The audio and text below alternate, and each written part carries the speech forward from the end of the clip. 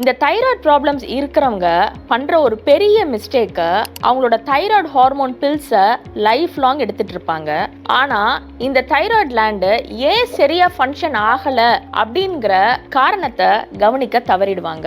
இந்த வீடியோல தைராய்டு கிளாண்டோட ஃபங்க்ஷனை சீர் செய்யறதுக்கான ஹோமியோபதிக் ரெமெடிஸை நான் சொல்ல போறேன். அதனால இந்த வீடியோவை கடைசி வரைக்கும் ஸ்கிப் பண்ணாம பாருங்க. ஸோ தைராய்டு கிளாண்டோட ஃபங்க்ஷனை டிஸ்டர்ப் பண்றதுக்கான மெயினான ரூட் காஸ் என்னன்னு பார்த்தீங்கன்னா ஃபியர், அதாவது பயம். எதுக்கு எடுத்தாலும் பயப்படுறது, பேசுறதுக்கு பயம், தன்னோட ஃபீலிங்ஸையும் ஒப்பீனியன்ஸும் எக்ஸ்பிரஸ் பண்றதுக்கு பயம், எங்க என்ன தப்பா எடுத்துக்குவாங்களோ, எங்க என்ன ரிஜெக்ட் பண்ணிடுவாங்களோ, எங்க பிரச்சனை பெருசாயிடுமோ அப்படின்னு நினைச்சு எல்லாத்துக்கும் பயந்து பயந்து அவங்களோட குரலே அடக்கப்படுது. ஸோ மெயினா தைராய்டு கிளாண்ட் இந்த இடத்துல இருக்கிறதுனால இந்த பயம் தைராய்டு கிளாண்டோட ஃபங்க்ஷனை ஸ்ட்ரெயிட்டா அஃபெக்ட் பண்ணும். ஸோ ஹோமியோபதியில இதுதான் root cause analysis. Homeopathy medicines thyroid கிளாண்டையும் தாண்டி அதுக்கு பின்னாடி இருக்கிற பயத்தையும் சேர்த்து ஹீல் பண்ணுது. இதுக்கு மெயினான homeopathic remedies calcarea carb, lycopodium, sepia. So இந்த தைராய்டு ப்ராப்ளம்ஸை மேலோட்டமா ட்ரீட் பண்ணாம இந்த ரூட் காஸை ட்ரீட் பண்றதுனால உங்களால இந்த தைராய்டு ப்ராப்ளம்ஸ்ல இருந்து கம்ப்ளீட்டா வெளியில வர முடியும்.